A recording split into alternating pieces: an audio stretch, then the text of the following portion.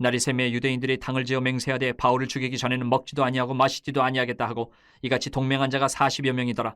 대제사장들과 장로들에게 가서 말하되 우리가 바울을 죽이기 전에는 아무것도 먹지 않기로 굳게 맹세하였으니 이제 너희는 그의 사실을 더 자세히 물어보려는 척하면서 공예와 함께 천부장에게 청하여 바울을 너희에게로 데리고 내려오게 하라. 우리는 그가 가까이 오기 전에 죽이기로 준비하였노라 하더니 바울의 생질이 그들이 매복하여 있다 함을 듣고 와서 영내에 들어가 바울에게 알린지라. 바울이 한 백부장을 청하여 이르되 이 청년을 천부장에게로 인도하라. 그에게 무슨 할 말이 있다 하니 천부장에게로 데리고 가서 이르되 죄수 바울이 나를 불러 이 청년이 당신께 할 말이 있다 하여 데리고 가기를 청하더이다 하매 천부장이 그의 손을 잡고 물러가서 조용히 묻되 내게 할 말이 무엇이냐.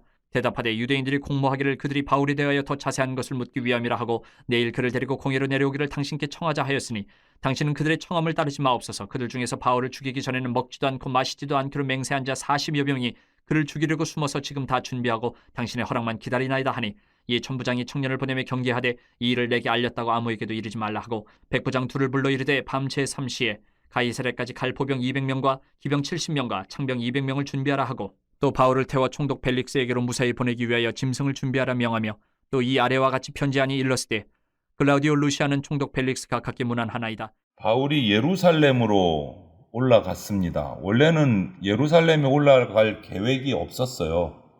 그냥 바로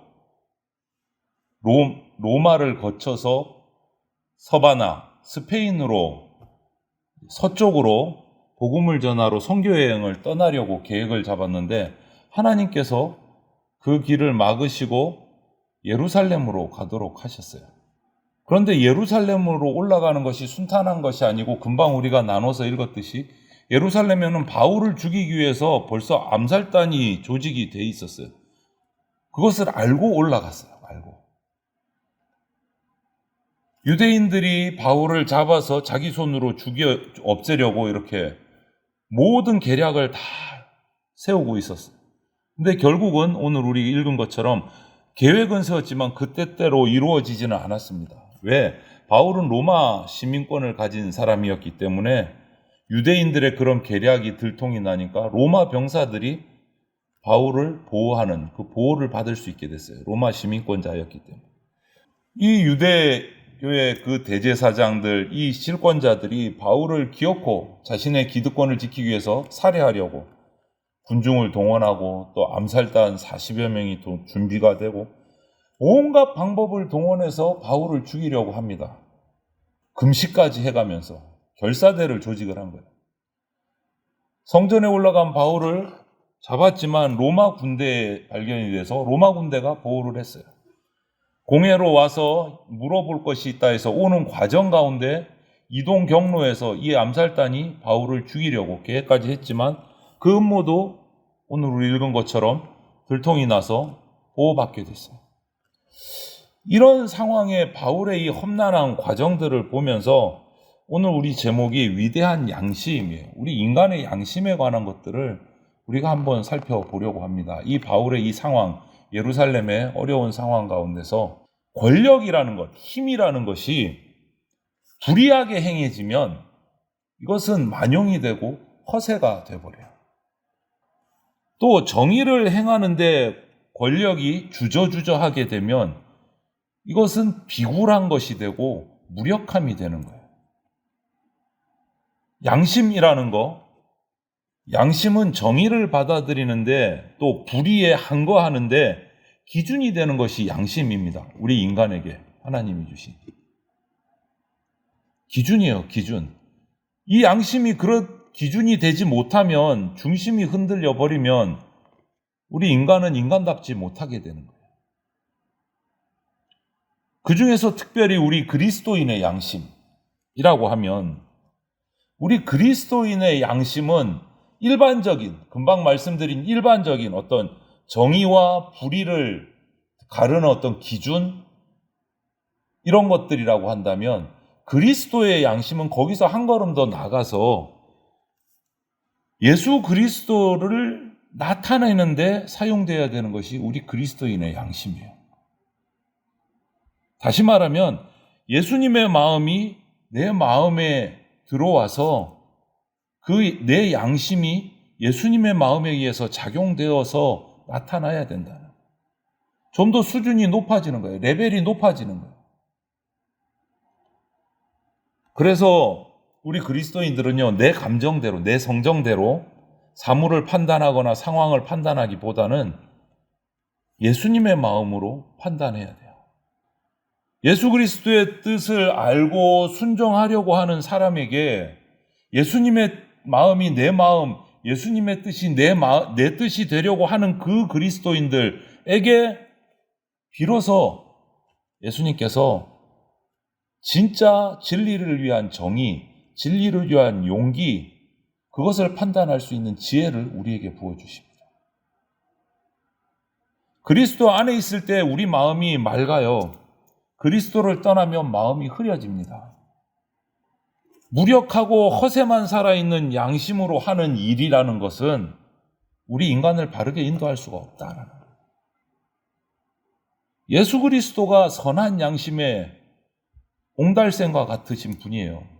선한 양심, 진짜 양심의 근원은 예수 그리스도로부터 솟아나는 겁니다.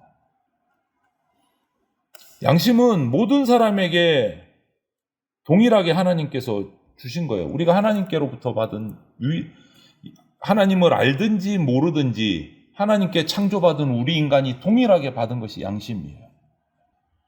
그런데 각 사람들마다 굳이 표현하자면 깊이나 높이나 넓이가 좀 차이가 있을 수 있어요. 양심에. 하지만 어린아이의 양심은 별 차이가 없습니다. 하지만 그 인격이 성장하면서 그 환경이나 사회적인 여러 가지 상황에 따라서 점점점 차이가 난다고 볼 수 있어요. 그 양심이 달라져요. 그러다 보니까 깊이나 넓이나 높이가 서로 각각 달라질 수 있어요. 성인이 돼가면서.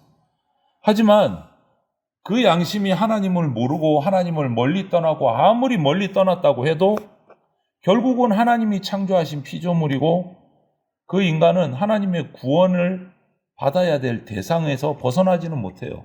모두가 구원받아야 될 대상이에요.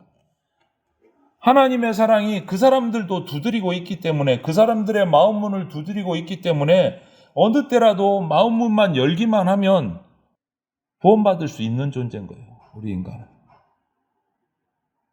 우리가 복음을 전하고 어떤 선을 행하고 할 때 그들이 믿지 않는 자가 교회를 보고 이런 것들을 바라고 원하는 것은 양심이 있기 때문에 하나님이 주신 양심.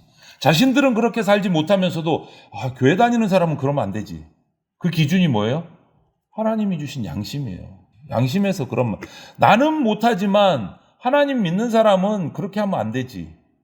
어떻게 보면 참 밉상이고 정말 안 좋은 소리인 것 같지만 그게 하나님이 주신 양심의 기준이라는 거예요. 그런 우리의 습관, 우리 지식, 우리 마음가짐 이런 연장선상에서 우리 양심이 밖으로 표현되는 것은 정말 여러 가지 모습으로 표현이 돼요. 하지만 하나님은 우리에게 동일한 양심을 주셨기 때문에 다 일관성 있기를 원해요. 어린아이에게 주셨던 그 양심처럼 다 흔들리지 않기를 원해요. 함께 모여서 같이 같은 대화를 나누면서 그래서 우리에게 문명을 주신 것일 수도 있어요. 여러분, 과학을 통해서 하나님을 발견할 수 있습니다. 과학을 통해서.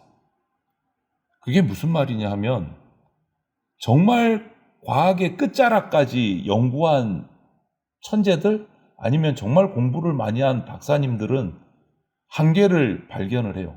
인간 지식의 한계. 분명히 이 다음에 뭔가 있기는 있는데 더 이상 나갈 수 없는 우리 인간의 한계를 느끼게 된다는 거예요. 과학을 깊이 연구한 학자들. 그러면 인정을 할 수밖에 없어요. 신이 있구나. 하나님이 계시구나라는 거를 인정을 할 수밖에 없는 거예요. 우리에게 과학이라는 것, 뛰어난 문명을 주신 것도 결국은 그것을 주신 하나님을 발견하게 하기 위한 방법 중에 길 중에 하나다라는 거예요. 그래서 여러분, 우리가 정말 모르겠어요. 우리 자녀들이 거기 들어가면 자랑거리가 될 수 있어요. 미 항공우주국, 나사, 정말 똑똑한 천재들이 일하는 곳, 연구하는 곳. 거기에 신우회가 있다라는 거예요. 신우회가. 연구실에 들어가기 전에 매일 아침 모여서 기도하고 하나님 앞에 기도하고 말씀을 묵상하고 연구실로 들어가요.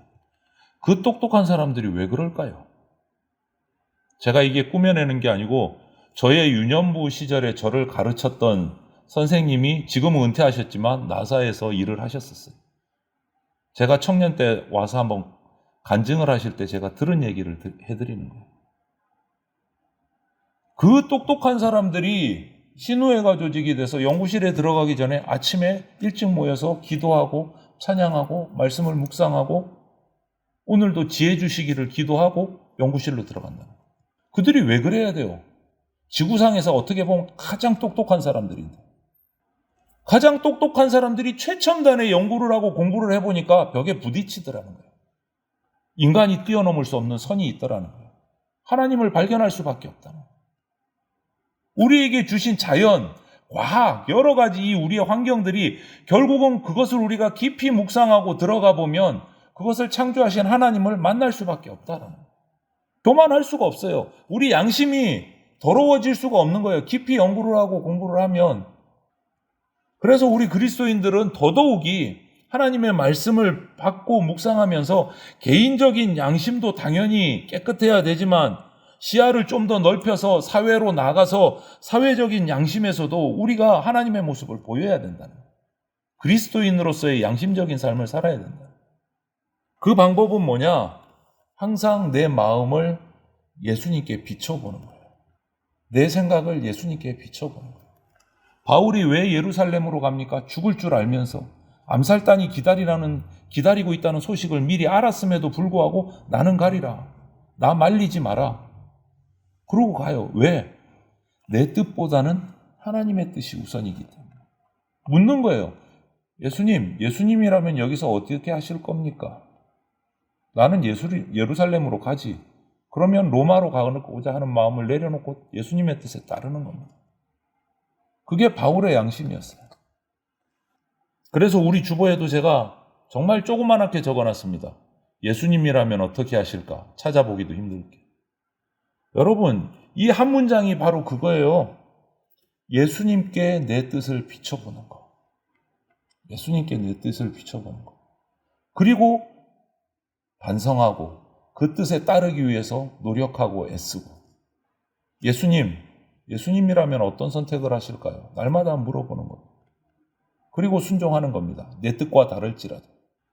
왜냐하면 여러분, 신앙이라는 거, 우리가 지키고 있는 이 신앙이라는 거, 하나님을 향한 이 신앙은요, 인간의 어떤 도덕적인, 잘못했을 때 반성하고 회복하고 하는 이런 도덕적인 자기 반성을 계속하는 이게 신앙이 아닙니다. 그것을 우리가 오해하시면 안 돼요. 신앙은요, 내 도덕적인 완성을 위해서 가지는 것이 신앙이 아니고 항상 예수 그리스도에게 나가는 내 영혼이 움직이는 거예요. 신앙은 예수님께로 나가는 게 신앙이에요. 그리고 결국은 예수님의 마음을 내 마음으로 품는 것이 우리의 최종 목표인 거예요. 그게 신앙이에요. 도덕적으로 좀 깨끗해지고 멋있어지고 이게 아닌 거예요. 그것을 뛰어넘는 겁니다. 신앙은 예수님께로 나가려는 우리의 영혼의 몸부림이고 최종 목적지는 예수님의 마음이 내 마음이 되는 겁니다. 예수님의 뜻이 내 뜻이 되는 게 우리 신앙의 최종 목표예요. 그게 우리 양심이 돼야 돼요. 그런데 오늘 우리가 살아가는 이 현대를 보면 그 현대 우리의 삶의 여러 가지 문화들을 보면 그런 신앙이 핵심이 아니고 경제가 핵심이 되어버렸어요. 무슨 말이냐면 소비를 장려하게 되는 거예요. 소비 생활이 오늘날 살아가는 우리 현대인의 그냥 행복의 어떤 조건처럼 되어버렸어요. 말하자면 물질 문명이 극치가 이런 거예요. 물질 문명이. 소비하면서 내가 사고 싶은 거 사고 사용하고 싶은 거 사용하고 먹고 싶은 거 사 먹으면서 행복을 누리는 거예요. 거기서 쾌감을 찾는 거예요. 그러다 보면 선악의 어떤 양심의 어떤 그 범주보다는 행복, 불행의 범주에 우리 마음이 더 기울어져요. 나는 행복하게 사나 불행하게 사나? 나는 선하게 사나 악하게 사나가 이거는 중요한 게 아닌 게 돼버렸어요. 요즘에는. 나는 행복하게 사는 거야? 아니야. 지금 불행하게 사는 거야? 그게 기준이 돼버렸어요. 왜? 물질이 기준이 되다 보니까. 이런 경우를 계속 살아가면 우리의 양심이라는 거요. 의미가 없어져요. 별 필요가 없어져요. 아주 두려운 문제가 생기는 거예요. 이렇게 물질, 시간, 어떤 문명, 우리의 환경적인 것 이런 것들이 행복의 조건이 될 수 있을지 모르겠지만 결국은 우리의 하나님이 우리 모두에게 주신 인간에게 주신 그 최소한의 양심 이거 위에 이 양심의 기초 위에 이것이 쓰지 않으면 진짜 행복의 조건이 될 수 없다라는 거예요. 물질도 그렇고 시간도 그렇고 뭐 문명도 그렇고 하나님이 우리에게 주신 그 양심의 기초 위에 서지 않으면 이것은 의미가 없어요. 개인이든 사회든 뭐 우리 인류 전체든 양심이 작용해야 우리가 어디로 가야 될지 무엇을 선택해야 될지 예수노를 명확하게 밝힐 수 있는 거예요. 잘 먹고 잘 쓰면 행복한 거다. 맞습니까? 틀립니까? 자녀들에게 물어보세요. 10중 90은 행복할 거다 그래요. 행복이라고 말할 거예요. 왜? 요즘에 추세가 그러니까. 그건 아무 양심의 선택과 문제가 없어져 버려요. 이게 두려운 문제인 거예요. 우리 생활이 예를 예로 아니오를 아니오로 딱 받아들이고 실천하는 데는 훈련이 필요합니다. 그래서 양심에서 예라고 한 것이 내 생활에서 예라고 일치하게 될 때 우리는 참 기쁨을 누리고 참 행복을 누릴 수 있는 거예요. 그런데 양심의 예와 내 삶의 예가 일치하지 못하면 괴로운 일이 일어납니다. 우리 인간은 망해가요. 하나님과 사람 앞에서 밝은 양심 생활의 일치를 이루어간 이 바울, 하나님의 뜻대로 사람 앞에서도 당당하고 하나님 앞에서도 올바르게 서 있는 이 바울의 일생을 보면 그리스도인의 삶의 모습이 나타나요. 어떻게 살아야 하는지. 하나님의 인도하심에 충성하고 이 인간 인생 가운데 하나님이 주신 그 사명을 가지고 정말 위대한 헌신을 한 사람이 바울이란 말이에요. 그리고 수많은 주의 종들이에요. 왜? 그들은 일치되었기 때문에 행복한 거예요. 그들이 뭐 많이 썼습니까? 부자였습니까? 아니요. 그렇지 않았음에도 그들은 행복했고 그 종들은 기뻐했어요. 평안했어요. 그러니까 자기를 죽이려는 암살단이 준비되어 있다는 거 알고서도 예루살렘으로 걸어 들어가는 거예요. 알고서도 더 걸어 들어가는 거예요. 그 가운데서 하나님의 인도하신 가운데 또 보호를 경험하고 하나님의 승리하게 하심을 또 경험하고 또 기뻐하는 거예요. 어떨 때 이런 일을 경험합니까? 예수님이라면 어떻게 하실까? 예수님의 뜻에 예수님이 주신 양심에 순종할 때 인간의 양심이 아니고 오늘 복음 받고 예수 그리스도의 제자가 된 저와 여러분들, 즉 그리스도인된 저와 여러분들은 오늘 사도 바울처럼 하나님과 사람 앞에서 올바른 양심으로 삶을 살아내야 합니다. 그것이 하나님 백성으로 하나님의 영광을 드러내는 비결이에요. 여러분, 그리스도인으로서 하나님의 영광을 드러내야 됩니다. 막 이렇게 얘기하면 뭔가 큰 일을 해야 되겠고 정말 어려운 뭔가가 있을 것 같고 하나님의 영광을 위해서 살라 그러면 뭔가 되게 어마어마한 것 같은데 그리스도인으로서 예수 그리스도의 제자로서 위대한 양심, 크고 대단한 거 아닙니다. 오히려 그냥 나를 내려놓고 예수님의 마음을 품는 소탈함이에요. 오히려 큰 거를 내려놓고 그냥 예수님의 마음을 품는 소탈함이에요. 그게 하나님의 영광을 드러내는 거예요. 뭔가 의리의리하고 이런 게 아니다. 오늘 이 시간 우리가 저와 함께 이 말씀을 우리가 함께 외치고 함께 통성으로 기도하면 좋겠습니다. 우리의 위대한 양심은 정말 우리가 생각하는 의리의리한 양심이 아니고 예수님의 뜻을 따라가는 거다. 같이 한번 따라하면 좋겠습니다. 예수님이라면 어떻게 하실까? 한 번 더요. 예수님이라면 어떻게 하실까? 예, 오늘 이후로 우리가 삶에서 어떤 선택의 기로에 섰을 때 제일 먼저 질문은 이거여야 됩니다. 예수님이라면 어떻게 선택하실까? 그리고 주시는 마음에 기도로 순종하시기를 바랍니다. 내 뜻과 다를 수 있어요. 순간적으로 주시는 마음이 예수님이라면 어떻게 하실까 했는데 내 생각과 다른 생각이 떠오를 수 있어요. 하지만 그게 예수님의 뜻이라면 그것이 우선입니다. 오늘 바울이 로마로 향하지 않고 자기를 죽일 암살단이 기다리고 있는 예루살렘으로 향했던 것처럼 그때 하나님이 주시는 축복이 있고 평안이 있고 행복이 있다는 것을 믿고 우리가 예수님의 뜻을 내 뜻으로 품는 저와 여러분들이 다 되시기를 주님의 이름으로 축원드립니다. 아멘.